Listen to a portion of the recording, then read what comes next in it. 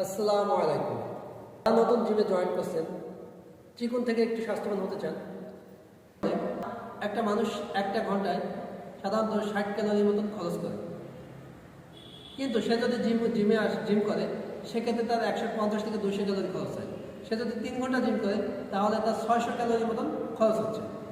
তো আপনি যদি 600 ক্যালোরি খরচ করেন, সেক্ষেত্রে আপনাকে অনেক হিউজ খাইতে হবে। চিকন এরা 40 থেকে 45 মিনিট ওয়ার্কআউট করে। এই 45 মিনিট হার্ড ওয়ার্কআউট করবে সে, এবং 3টে মাসেলের উপর ফোকাস করবে: ব্যাক, চেস্ট, লেগ। আমাদের যে বড় 3টে মাসেল, এই 3টে মাসেলের যখন আমরা ওয়ার্কআউট করবো, আমাদের ছোটো মাসেলগুলো অটোমেটিক ইমপ্রুভ হবে। মেইন আগে বড় 3টে মাসেলের ডেভেলপ করা, এরপরে ছোটো মাসেলে। কিন্তু আমাদের বেশিরভাগ ক্ষেত্রে সবাই এসে আগে ডাম্বেল নিয়ে ব্যাস ডাম্বেল কাল মারা শুরু করে। ফুল এনার্জিটাকে 3টে মাসেলের উপর ফোকাস করে 1 থেকে 2 মাস 3টে মাসেল নিয়ে কাজ করা। এর পরবর্তীতে আমরা যখন একটু ইমপ্রুভ হবে, তখন part two part, body part ভাগ করে তখন ওয়ার্কআউট করতে পারবো।